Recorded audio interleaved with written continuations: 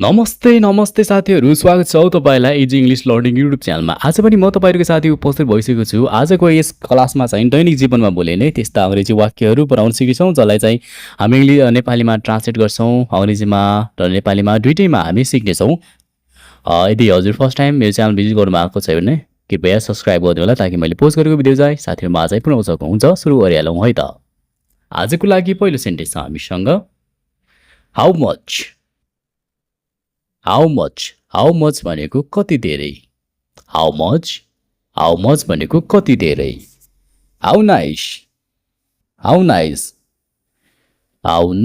भनेको कति राम्रो। हाउ नाइस भनेको कति राम्रो। तिमी पनि भन्नु पर्यो। यसलाई अङ्ग्रेजीमा यु टु। तिमी पनि भन्नलाई अङ्ग्रेजीमा यु टु भनेर भन्ने। छोडिदेऊ भन्नु पर्यो। छोडिदेऊ अथवा छोडिदेऊ भन्नलाई हामीले भन्ने लिभ इट छोडिदेऊ, लिभ इट। मबाट टाढा बस भन्नलाई अङ्ग्रेजीमा भन्ने स्टे अवे फ्रम मी। मबाट टाढा बस, स्टे अवे फ्रम मी, मबाट टाढा बस। मलाई तिमी मन पर्दैन। अब मलाई तिमी मन पर्दैन भन्नु पर्यो। अब कहिलेकाहीँ मन परिरहेको हुँदैन नि त, त्यस्तो अवस्थामा मलाई तिमी मन पर्दैन भनेर भन्नु पर्यो। त्यस्तो अवस्थामा मैले के भन्ने, आई डोन्ट लाइक यू। यहाँ चाहिँ लाइक भनेको मन पराउनु भन्ने बुझाउँछ। आई डोन्ट लाइक यू, मलाई तिमी मन पर्दैन भन्नलाई यसरी भन्न सक्नुहुन्छ। ध्यान दिएर सुन कसरी भन्ने, ध्यान दिएर सुन भन्नलाई हामीले भन्ने लिसन केयरफुल्ली। लिसन भनेको सुन्नु र केयरफुल्ली भनेको ध्यान दिएर। लिसन केयरफुल्ली भनेको ध्यान दिएर सुन।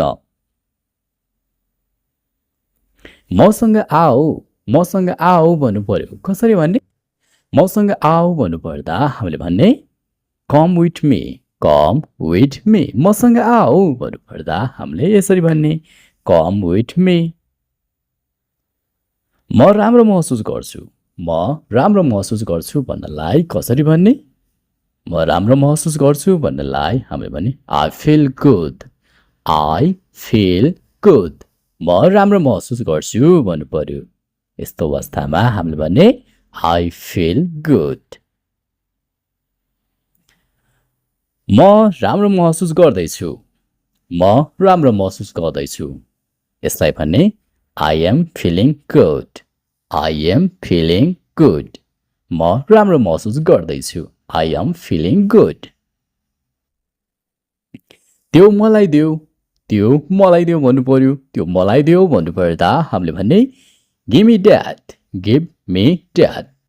गिभ भनेको दिनु, मी भनेको मलाई, ड्याड भनेको त्यो। गिभ मी ड्याड भनेको सँग मिसाउनु भयो भने हामीले भन्न मिल्छ नेपालीमा त्यो मलाई देऊ। म यहाँ छु भन्नु पर्यो। कसरी भन्ने, म यहाँ छु भन्नलाई हामीले भन्ने आई एम हियर। म यहाँ छु भन्नु पर्दा यसरी भन्ने। म त्यहाँ छु भन्नु पर्यो। अब म त्यहाँ छु भन्नु पर्यो। म त्यहाँ छु भन्नु पर्दा आई एम देयर। म त्यहाँ छु। र म त्यहाँ थिएँ भन्नु पर्दा चाहिँ हामीले भन्ने आई वाज देयर। यो चाहिँ पास्ट फर्ममा गयो है त, वाज। म त्यहाँ थिएँ भन्नु पर्यो नि त, त्यसैले चाहिँ हामीले भन्ने आई वाज देयर। अहिले होइन भन्नु पर्यो। अहिले होइन भन्नु पर्दा हामीले भन्ने नट राइट नाउ। अहिले होइन, नट राइट नाउ। तिम्रो कारणले, अब तिम्रो कारणले भन्नु पर्यो। यस्तो अवस्थामा हामीले भन्ने बिकज अफ यु तिम्रो कारणले भन्नुपर्दा यसरी भन्ने बिकज अफ यु म कोसिस गर्छु म कोसिस गर्छु अथवा म कोसिस गर्नेछु कसरी भन्ने त यसलाई भने आई विल ट्राई म कोसिस गर्नेछु भन्नुपर्दा हामीले भने आई विल ट्राई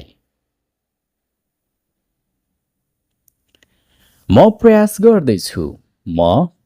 गर्दैछु भन्दाखेरि हामीले भन्ने आई एम ट्राइङ म कोसिस गर्दैछु आई एम ट्राइङ मलाई अझै समय चाहिन्छ भन्नु पर्यो कसरी भन्ने मलाई अझै समय चाहिन्छ भन्नलाई हामीले भन्ने आई निड मोर टाइम यहाँ चाहिँ आई निड भनेछ नि मलाई चाहिन्छ के चाहिन्छ भन्दाखेरि मोर टाइम बढी टाइम अझै चाहिन्छ मोर चाहिन्छ टाइम यसरी बुझ्न सक्नुहुन्छ यो अहिले गर भन्नु पर्यो कसरी भन्ने यो अहिले गर भन्नलाई हामीले भन्ने डु इट नाउ यो अहिले गर यो पछि गर भन्नु पर्यो अब यो पछि गर भन्नलाई हामीले भन्ने डु इट लेटर यो पछि गर यो पछि गर प्रयास गर भन्नु पर्यो अब प्रयास गर भन्नलाई हामीले भन्ने ट्राई इट प्रयास गर न भन्नु पर्दा हामीले भन्ने ट्राई इट फेरि प्रयास गर भन्नु पर्यो अब फेरि प्रयास गर भन्नु पर्दा हामीले भन्ने ट्राई अगेन फेरि प्रयास गर ट्राई अगेन के म जान सक्छु अब क्वेसन सोध्नु पर्यो हैन के म जान सक्छु भन्नु पर्दा हामीले भन्ने क्यान आई गो के म जान सक्छु यसरी भन्न सकिन्छ सोध्ने क्या क्यान आई गो भनेर सोध्ने अब मेरो पालो भन्नु पर्यो कसरी भन्ने नाउ इट्स माई टर्न अब मेरो पालो यहाँ चाहिँ TURN टर्न भनेको चाहिँ पालो भन्ने बुझाउँछ है त माई टर्न भनेछ मेरो पालो भन्न खोजेको यता हेर भन्नु पर्यो कसरी भन्ने यता हेर भन्नलाई हामीले भन्ने लुक हियर यता हेर यता हेर यति नै भन्नु पर्दा हामीले भने द्याट्स अल यति नै अरू केही छैन यति नै भन्नु पर्दा अब भन्ने द्याट्स अल त्यहाँ रोक्यो अथवा त्यहाँ रोक भन्नलाई कसरी भन्ने त्यहाँ रोक भन्नलाई हामीले भन्ने स्टप देयर त्यहाँ रोक स्टप देयर के को लागि भन्नु पर्यो अब के को लागि भन्नु पर्दा हामीले भन्ने फर वाट के को लागि फर वाट मैले बुझे भन्नु पर्यो अथवा मैले पाएँ भन्नु पर्यो अथवा मैले बुझे भन्नलाई हामीले भने आई गॉट इट मैले बुझे अथवा मैले पाएँ भन्नलाई यसरी भन्ने मैले यो बुझे भन्नु पर्यो मैले यो बुझे भन्नलाई हामीले भने आई अन्डरस्टुड दिस यहाँ चाहिँ अन्डरस्टुड भनेको बुझ्नु है त अनि बुझे B2 फर्म अन्डरस्ट्यान्डको verb 2 फर्म चाहिँ अन्डरस्टुड हो पास्ट टेन्समा र दिस भनेको चाहिँ यो मैले यो बुझे भन्नलाई हामीले भने आई अन्डरस्टुड दिस तर किन भन्नु पर्यो तर किन भन्नलाई हामीले भन्ने बट बट वाइ तर किन भनेर क्वेसन मार्क भन्नलाई यसरी भन्ने